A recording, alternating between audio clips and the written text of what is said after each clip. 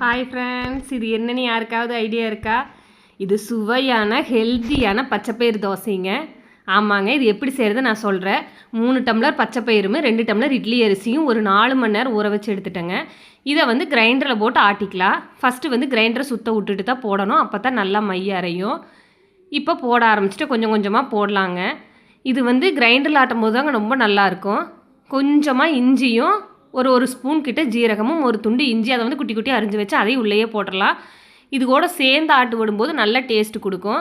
நீங்கள் வேணும்னா கருவேப்பிலையும் பச்சை மிளகாயும் போட்டுருக்கலாம். எங்கள் வீட்டில் நான் குழந்தைகளும் சாப்பிட்றங்காட்டி காரம் பிடிக்கல அப்படிம்பாங்க. கருவேப்பிலை ஸ்டாக் இல்லை, அதனால் அதுவும் போடல. அது போட்டிங்கன்னா இன்னும் டேஸ்ட்டு கொடுக்கும். பெரியவங்களுக்குன்னா நீங்கள் அதை போட்டுக்கலாம். போட்டு அது மிக்சியில் ஒரு சுற்றி கூட கலந்துக்கலாம். நான் வெறும் இஞ்சியும் ஜீரகம் மட்டும்தாங்க போட்டிருக்கிறேன்.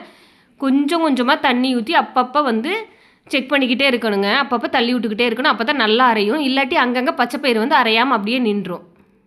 அதனால் அப்பப்போ பார்த்து பார்த்து தள்ளி விட்டுக்கிட்டே இருக்கணுங்க, அவ்வளோதான். இது இந்த கிரைண்டர் நல்லா ஆட்டுங்க. நான் டெய்லியும் இட்லி தோசை மாவு அரைச்சி வைக்கணும் அப்படிங்கிறக்காகவே இந்த அல்ட்ரா மினி கிரைண்டர் வாங்கினேன். ஆனால் டெய்லி அரைச்சி வைக்கணான்னு தெரியாது, ஆனால் முயற்சி பண்ணணும். இந்த கிரைண்டர் ரொம்ப நல்லா இருக்குது. இப்போ பார்த்திங்கன்னா அரைஞ்சிருச்சு. ஒரு 1/4 மணி நேரம் தாங்க இருக்குது, சீக்கிரம் அரைஞ்சிருது.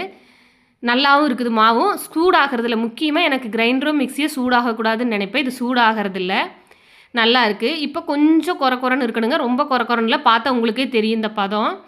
இப்போ நான் வலிச்சு எடுத்துக்கிறேன். இதுக்கு தேவையான உப்பு போட்டு நல்லா கலந்து ஒரு மணி நேரம் வச்சுருங்க. உடனே ஊற்றலாம், ஆனால் உடனே ஊற்றுறத விட ஒரு மணி நேரம் விட்டுட்டு ஊற்றினா நல்லாயிருக்கும். இதை இப்படியே ஊற்றலாம்.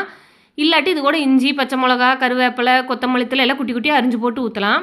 நான் எங்கள் பாப்பாவுக்கு தான் ஊற்றிருக்கிறேன், அதனால் அப்படியே ஊற்றிட்டேன். அவளுக்கு அந்த இதெல்லாம் இருந்தால் எதுவும் பிடிக்காது. ஆனால் எங்களுக்கு அரிஞ்சு போட்டு ஊற்றுவேன், அப்போ தான் எங்களுக்கு பிடிக்கும். அந்த ரெசிபி இன்னொரு நாள் சொல்கிறேன்.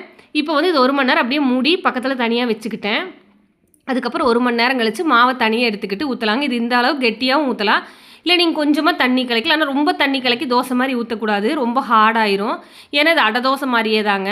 இது அப்படியே ஸ்ப்ரெட் ஆகும். அப்படியே மெதுவாக லேசாக அப்படியே ஸ்ப்ரெட் பண்ணிங்கனாவே தெரியும், நல்லா வருது. இது நான் நெய் விட்டு வேக வச்சேன். நீங்கள் என்ன நெய் எதை வேணால் ஊற்றிக்கலாம். நெய் ஊற்றும் போது இன்னும் கொஞ்சம் டேஸ்ட்டாக இருக்குது. குழந்தைங்களுக்கு இப்படி ஊற்றி நெய் விட்டு தயிர் தொட்டு கொடுங்க. ஃப்ரெஷ் தயிர், புளிச்ச தயிர் கூடாது, ஃப்ரெஷ் தயிர். குழந்தைங்க நல்லா விரும்பி சாப்பிடுவாங்க. நம்மளுக்கு நல்ல சாரமாக சட்னி ஏதோ ஒன்று வச்சுக்கலாம், ரொம்ப நல்லாயிருக்கும். நீங்களும் ட்ரை பண்ணி பாருங்கள். எது டவுட் இருந்தால் கமெண்ட்டில் கேளுங்க. சிம்மில் ஒரு 2 நிமிஷம் வச்சு மூடி போட்டு திருப்பி போட்டு வேக வச்சுட்டு சுவையான தோசை ரெடி.